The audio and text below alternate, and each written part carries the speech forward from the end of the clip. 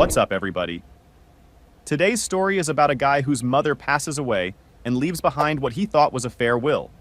Everything split 50-50 between him and his sister. But at the reading, his sister produces a different will. One that gives her the house, the car, and 80% of the savings. Our guy gets sentimental items, a box of photo albums and his mom's old recipe book. Something felt wrong, real wrong. So he hired a probate attorney who pulled the original documents. Turns out the new will was drafted 3 months before mom died, when mom had dementia and sister had power of attorney. The original will split everything equally. What happened next involves a contested probate, potential elder abuse charges, and a family that will never be the same. This is heavy. Let's get into it. My sister produced a revised will after mom died that gave her everything. My attorney found the original. It split everything 50-50.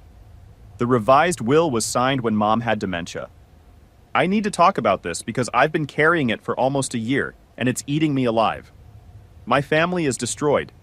My relationship with my sister might never recover. And the person at the center of it all, my mom, isn't here to explain any of it. So I'm left with paperwork, attorneys, and a lifetime of questions I'll never get answers to. My name's Connor. I'm 36. I work as a financial analyst for a regional accounting firm. Numbers, reports, projections, that kind of thing. It's the kind of job where attention to detail isn't just valued, it's mandatory. You miss a decimal point and someone's tax return is off by $10,000. That training, the habit of reading every line, every number, every clause, is what eventually made me realize something was wrong with my mother's will. My mom, Helen, passed away 14 months ago. She was 71. It was cancer. Diagnosed late, moved fast. From diagnosis to the end was about 4 months. Those 4 months were the hardest of my life. Watching someone you love, the person who raised you, who taught you to ride a bike, who called you every Sunday just to check in. Watching that person disappear piece by piece. I wouldn't wish it on anyone, not even my sister. And I have reasons to wish things on my sister. My sister Leah is 33, 3 years younger than me. Growing up, we were close. Not best friends close, but sibling close. We fought, we made up, we had each other's backs when it counted. She was always the more outgoing one, more social, more charming, better at getting what she wanted from people, including our parents. I was the quiet one, the reliable one, the one who showed up, did the work, and didn't complain. If that sounds like golden child dynamics, it probably was. But I'd made my peace with it. Or so I thought. When mom got sick, the family dynamics shifted. Dad had passed 5 years earlier, heart attack, sudden, no warning. So it was just me, Leah, and mom. I lived about 40 minutes from mom's house. Leah lived 10 minutes away. Because of proximity, Leah became the primary caregiver. She handled doctor's appointments, medication schedules, and the day-to-day reality of keeping mom comfortable as things progressed. I helped on weekends and evenings when I could, but my work schedule and the commute made it harder for me to be there daily. I'm not making excuses. That's just the reality. Leah was there more, and I was grateful for that. At the time, about 2 months before mom passed, her cognitive state declined significantly. The cancer had affected her brain, not directly, but the medications, the exhaustion, the overall deterioration took a toll. She'd forget what day it was. She'd confuse me with my dad sometimes. She'd start sentences and trail off. The doctors used words like cognitive impairment and diminished capacity. They recommended she have someone manage her affairs.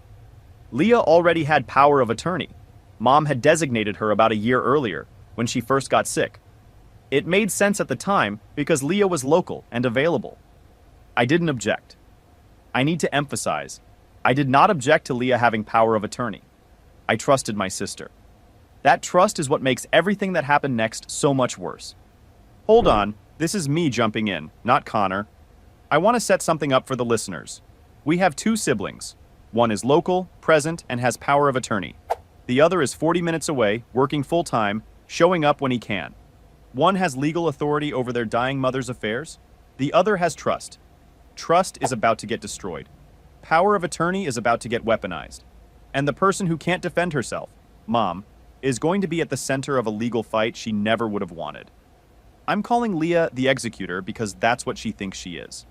But what she actually did? That's not executing a will. That's manufacturing one. I want to give you a sense of what those last months were like because I think it's important context. In December, 3 months before she passed, I visited Mom on a Saturday. She was sitting in her recliner watching a cooking show. She looked up when I walked in and said, "Oh, David, did you bring the casserole?" David was my father's name. He'd been dead for 5 years. She thought I was him.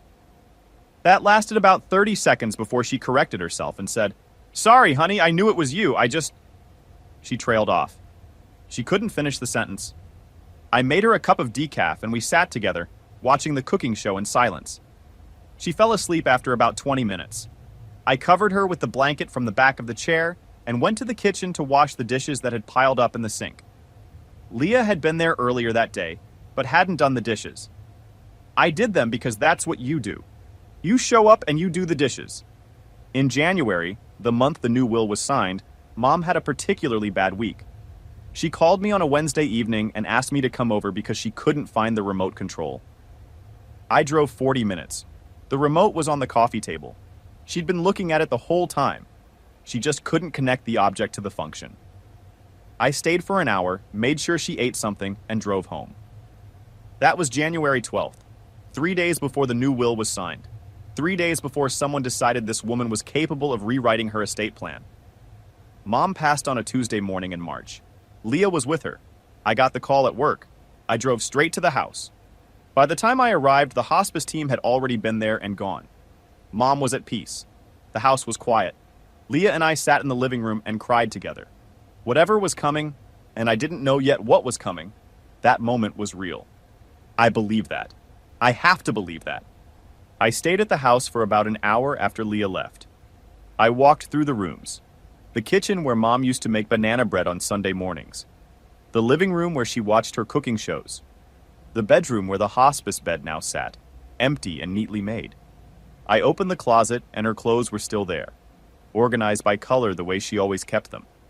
Blouses on the left, sweaters in the middle, jackets on the right. She was so organized. Even dying couldn't change that about her. I took a sweater, a blue cardigan she used to wear every fall, and put it in my car. I don't know why. I just needed something of hers that wasn't in a will, something nobody could contest.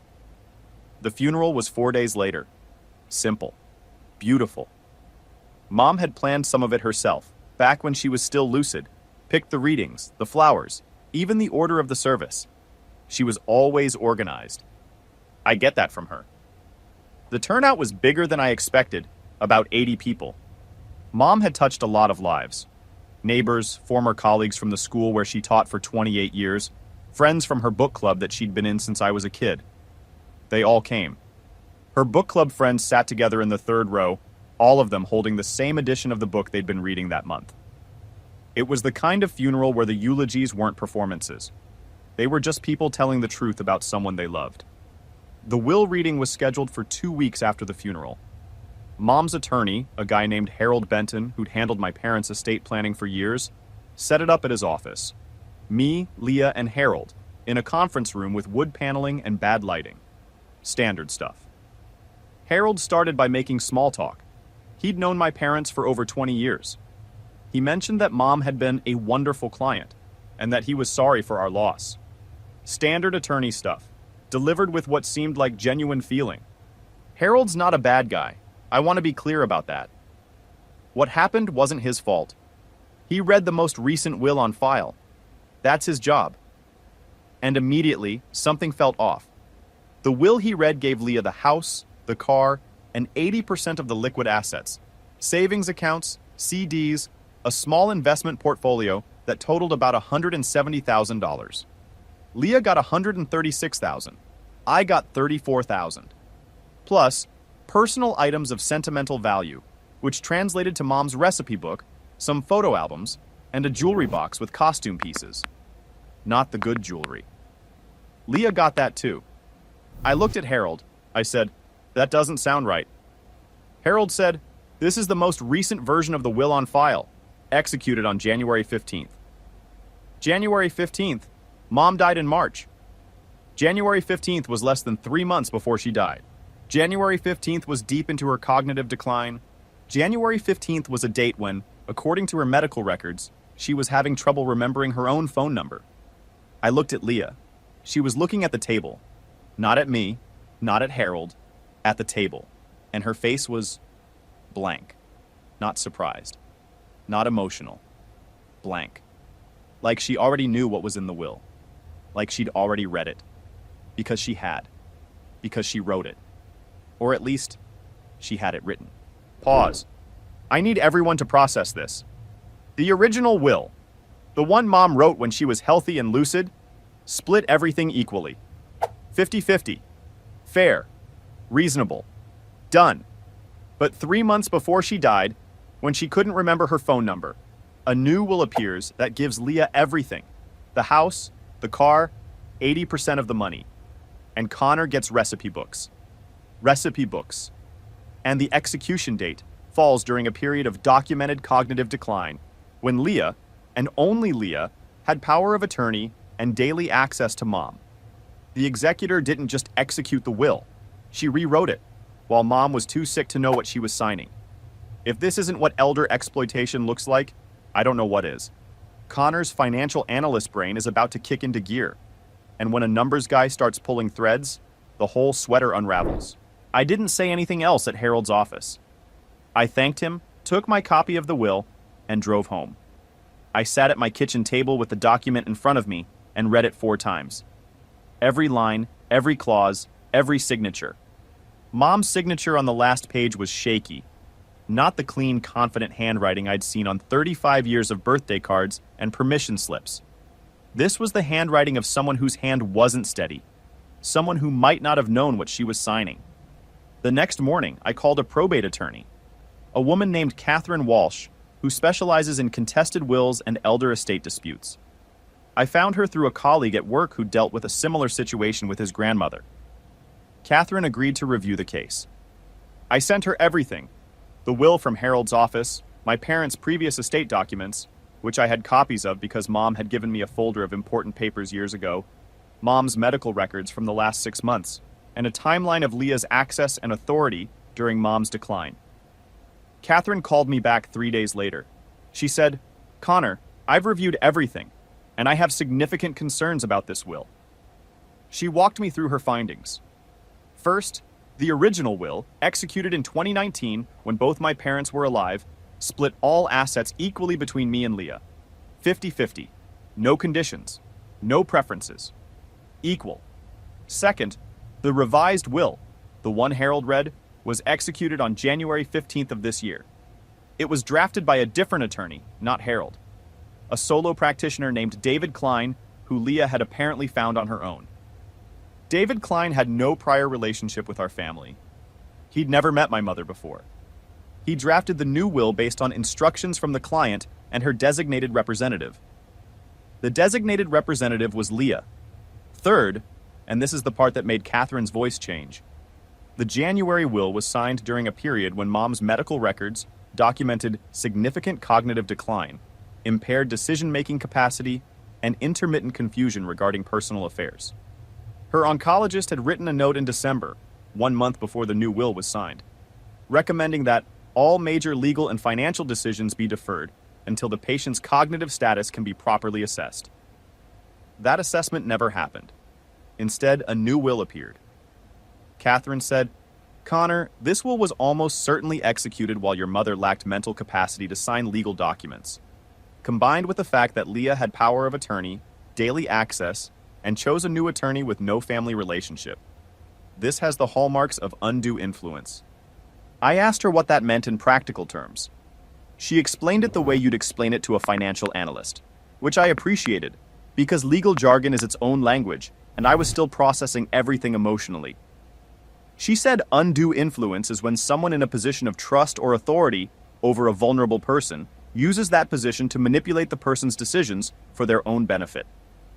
The key elements: a vulnerable person, Mom, documented cognitive decline, a trusted person with access and authority, Leah, POA holder, primary caregiver, a change in wishes that benefits the trusted person.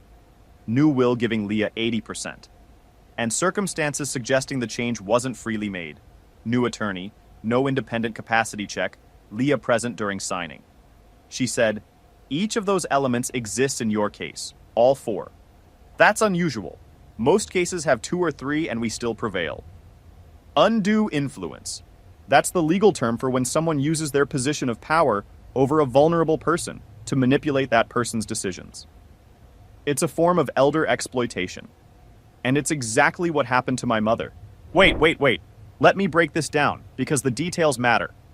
The executor found a new attorney, one who had never met Mom, to draft a new will during a period when Mom's own doctor said she shouldn't be making major decisions. She used her power of attorney to make it happen. She brought a confused, declining 71-year-old woman to a stranger's office and had her sign a document that transferred 80% of her assets to Leah, while Connor, the other beneficiary, the son who was supposed to get his fair share, was at work, 40 minutes away, trusting his sister. This isn't a family dispute. This is financial elder abuse with a power of attorney as the weapon. The oncologist literally wrote, "Defer all major decisions." They didn't defer. They made the biggest decision of their mother's estate. And they did it with a stranger's pen. I filed the will contest in April. Catherine handled the paperwork. The grounds were threefold: lack of mental capacity to sign legal documents, Mom wasn't cognitively capable of understanding what she was signing, undue influence. Leah used her position as caregiver and POA holder to direct the creation of a new will, and procedural irregularity. The new will was drafted by an attorney with no prior relationship to the family, based on instructions from someone other than the testator. I called my buddy Jake before I filed. I needed to talk it through with someone who wasn't an attorney. Jake's been my friend since college. He's an accountant, quiet guy, doesn't say much, but when he does, it's usually worth hearing. I told him everything. The will, the dates, the medical records, the attorney Leah found. He listened for about 20 minutes without interrupting. Then he said, "Connor, if you don't contest this, you're telling your mother that her original wishes don't matter." And they do. She wrote them down. In 2019, when she was herself. That settled it. Leah was served with the contest papers at her house. She called me within the hour. Not crying, not apologetic. Angry. She said, "How could you do this to me? After everything I did for Mom?" I said, "Leah, I'm contesting the will because it was signed when Mom couldn't think straight. You know that." She said, "Mom wanted me to have the house. She told me." I said, "Then why did her original will split everything equally?" She didn't have an answer for that. She pivoted. She said, "I was the one who was there, Connor. Every day, every appointment, every bad night. Where were you?" That one hurt. Because I was working. I was 40 minutes away, working a full-time job and driving out every weekend and most evenings to see Mom. I changed her sheets. I drove her to 2 appointments that Leah couldn't make. I stayed overnight 3 times when her pain was bad, and she didn't want to be alone. I'm not claiming I did as much as Leah. I didn't. But "where were you" implies I was absent. I wasn't absent. I was present as often as my life allowed. There's a difference between doing less and doing nothing. And Leah erased that difference with 5 words. That one hurt. Bad. Because she wasn't entirely wrong. She was there more than me. That's a fact. But being there more doesn't give you the right to rewrite someone's will while they're dying. Caregiving is not a blank check for inheritance. If she felt she deserved more because she did more, there are conversations that could have been had. While Mom was alive. While Mom was lucid.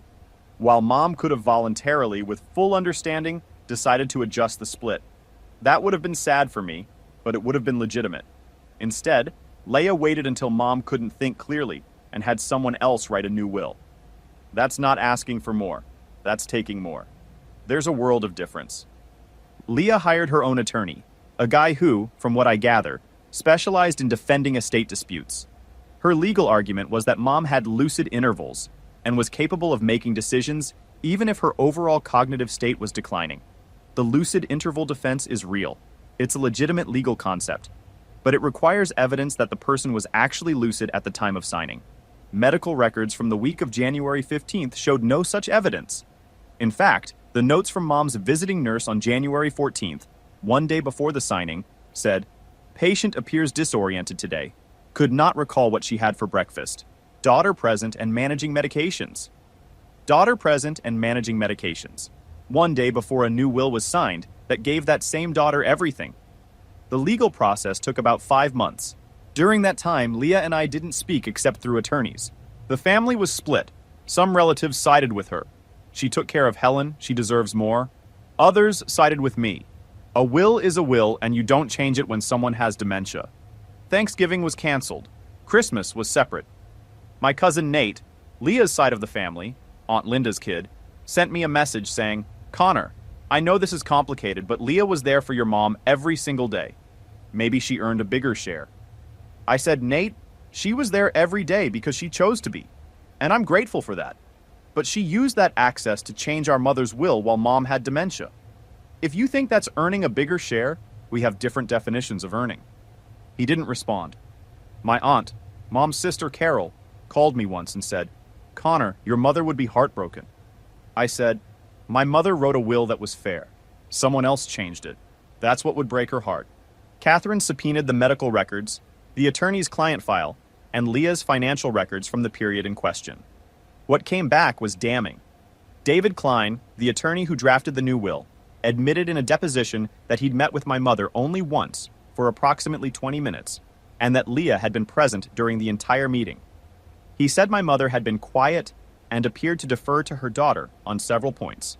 When asked if he'd independently assessed her capacity, he said, "I relied on her daughter's assurance that she was of sound mind."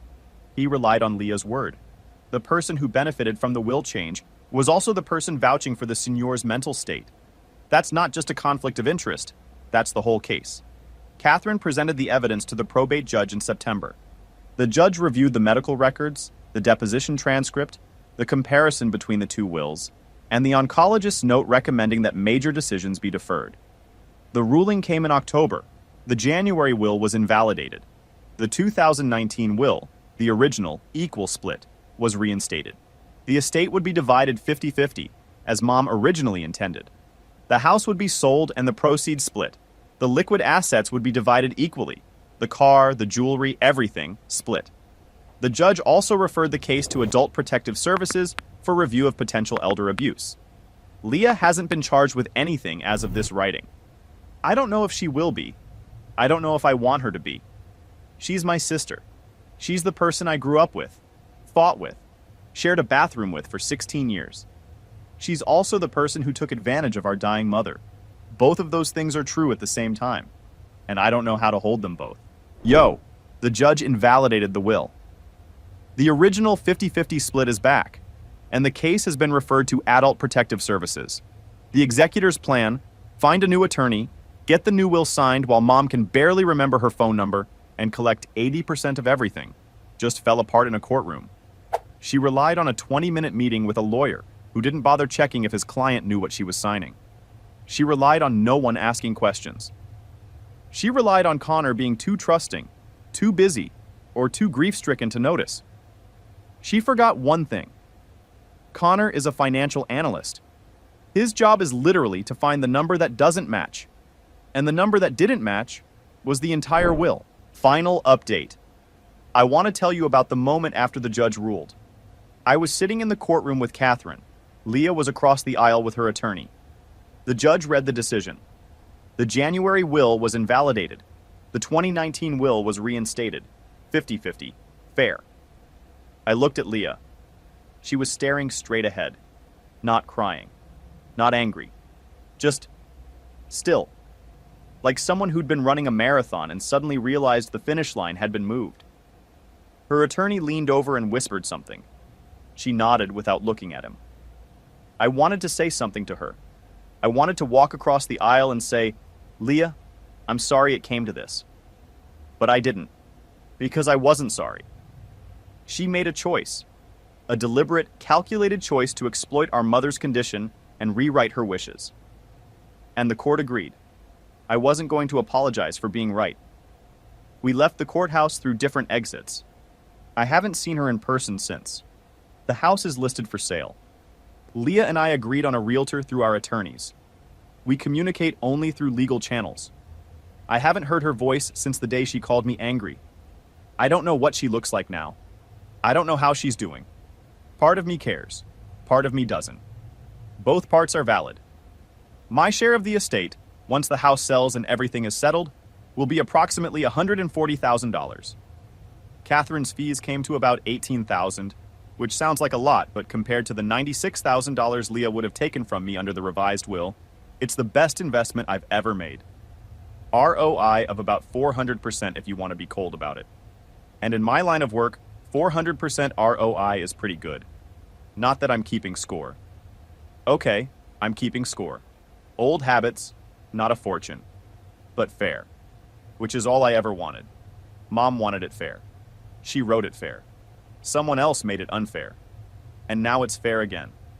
I keep Mom's recipe book on my kitchen counter, not in a drawer. On the counter, open, propped up against the backsplash.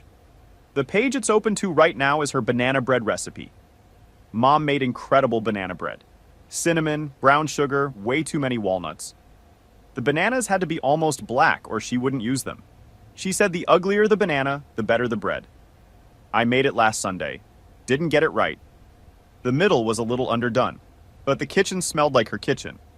And for about 20 minutes, she was there. My aunt, Mom's sister, Carol, came over for dinner last week. We ate the banana bread, the edges were fine. And she told me stories about Mom when she was young. How she used to argue with their dad about politics at the dinner table.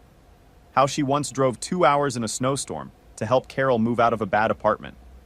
How she kept every drawing I ever made in school in a box under her bed. I didn't know about the box. I found it when we were cleaning out the house for the sale. 30 years of drawings. Stick figures and crayon landscapes, and a truly terrible portrait of our dog from when I was 8. She kept all of it. The box is in my closet now, next to a folder with the original will. Both of them mean the same thing. My mom loved me. She loved me equally. She wrote it down. And no revised will, no power of attorney, no 20-minute meeting with a stranger is ever going to change that. David Klein, the attorney who drafted the January will, is under review by the state bar. Catherine filed the complaint. She said, he should have independently assessed capacity. That's not optional. It's his professional obligation. Whether he faces consequences, I don't know. But the complaint is on record, and records matter. I learned that from my mom. She was a teacher for 28 years. She kept records of everything. Grade books, attendance sheets, parent conference notes, everything. Leah. I don't know what to say about Leah that isn't either too generous or too harsh. She was a good caregiver. She showed up when it mattered. She held Mom's hand at the end, but she also exploited Mom's vulnerability to rewrite her legacy. Both things happened. Both are real. I'm not going to pretend one cancels out the other. Caregiving is not a transaction. An inheritance is not a reward for showing up. My coworker Davis, the one who recommended Catherine, invited me to lunch last week. We were eating sandwiches at our desks. Exciting life, I know. And he said, "How are you doing with everything?" I said, "I'm okay, mostly." He said, "You know, when I went through this with my grandmother's estate, the hardest part wasn't the legal stuff. It was looking at my cousin differently, knowing he'd done it on purpose, knowing he'd looked at a sick woman and seen an opportunity." I said, "Yeah, that's exactly it." He said, "It gets easier. It doesn't get okay, but it gets easier." I appreciated that. No motivational quotes, no advice, just the truth from someone who'd been there.